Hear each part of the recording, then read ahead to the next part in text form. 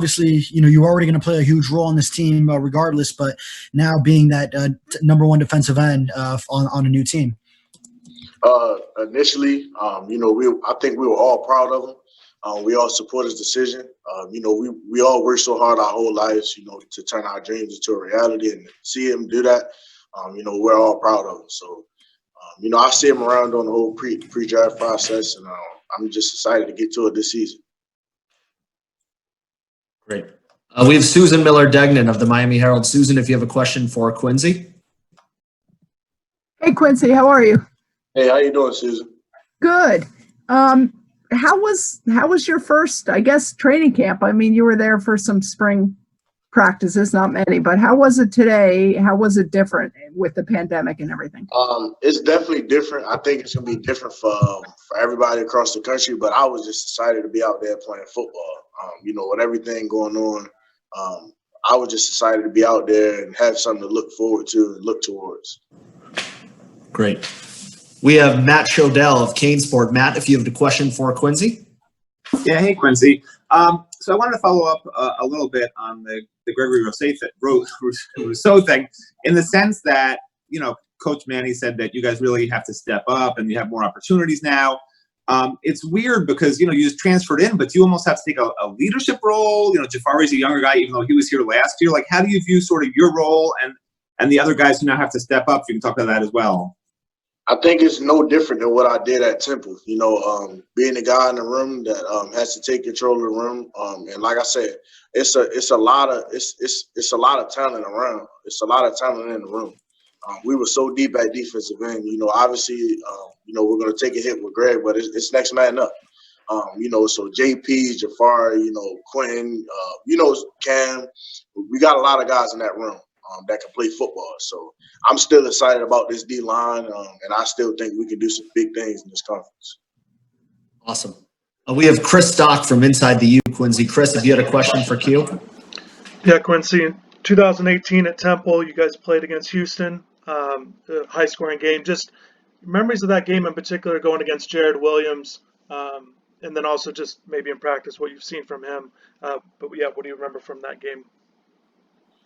Definitely just a consistent player, real technically sound, so he's somebody that's going to bring maturity, hopefully leadership to the locker room and to the O-line.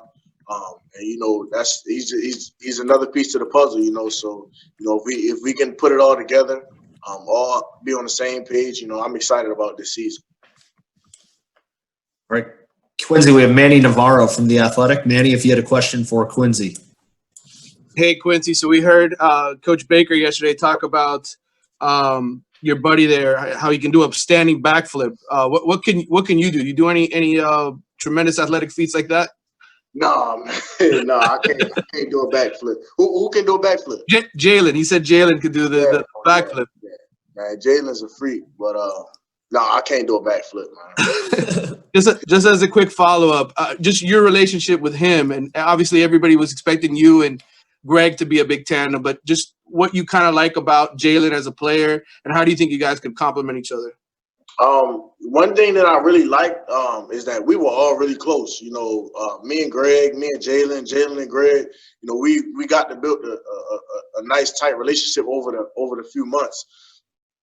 And I think that'll translate to the field. You have to have that camaraderie, that chemistry on the field. So I think that'll be a benefit for us going into the season, and that it wasn't a hard transition. It wasn't weird seeing him on the other side or us being in the game together.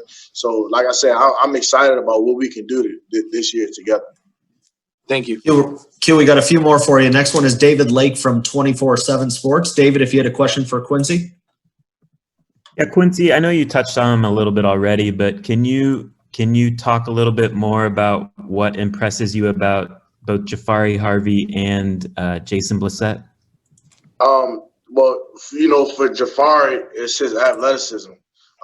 He's real athletic, real fast. We do the runs. He's in the front every time. With on the bag drills, he's competing with skill guys and combo guys. So he's really athletic. For Bliss, it's his physicality. Both young guys, but I think that being in the fire and being in the game will only make them better. And so, like I say, I think we have a lot of depth on this team, both D tackle and defensive end, and I'm excited about what we can do this season. Awesome. We have David Wilson from the Miami Herald, Quincy. David, if you had a question for Q. Hey, Quincy. I was just wondering, as you are, still, I'm sure, picking up pieces of the offense or of the defense, are there certain guys that you're leaning on or have leaned on over the last couple of months to try to get up to speed, especially since you missed, since there was so little spring practice for you to, actually be playing? I'm sorry. Can you repeat that? Just like over the last couple of months, are there certain guys that you've kind of leaned on to try to help learn the defense and kind of get acclimated? Oh yeah, definitely. Greg was one of those guys. Zach, Nesta. And really in the D line room, it's really a family atmosphere. So we kind of all throw each other bones, help each other out. And that's what it's all about. I could ask down the line any D tackle, any Jalen. He understands what's going on. So I could ask any of the guys, and they have the answers. So, like I said, that plays a part in what we're going to do this season. Awesome. Q, this will be the last one. This is Tom D'Angelo of the Palm Beach Post. Tom, if you had a question for Quincy. Hey, Quincy. Hey, Coach was talking about how for all of you guys, for everybody, no one was really sure this day was coming. And even though we've had this day, we're not even guaranteed there's going to be a season right now. But in the moment, how thankful, what was it like to be out there to finally get this day? And how do you ever think beyond today and still season? I think for everybody that's out there, we have to believe that we're going to have a season this year. We have to prepare as if, we're going to be out there Thursday night, September 10th, playing our first game. You can't have any doubt in your mind. If there isn't a season, there isn't a season. We can't control that. I think for all of us, we can just control. We can control, and that's our preparation day in and day out. How thankful when you got out there today? What was it like? Was it like finally, or? Yeah. It was, like I say, it was a big relief because for a long time we didn't have anything to look forward to. So it was a big relief for me. And like I said, it just made me excited. It remotivated me and it made me really excited about this season. Thank you. Awesome. Quincy, thanks for taking a few minutes with us tonight, and good luck the rest of camp. I'm sure we'll be talking to you soon. Definitely, and thank you guys. Thank you.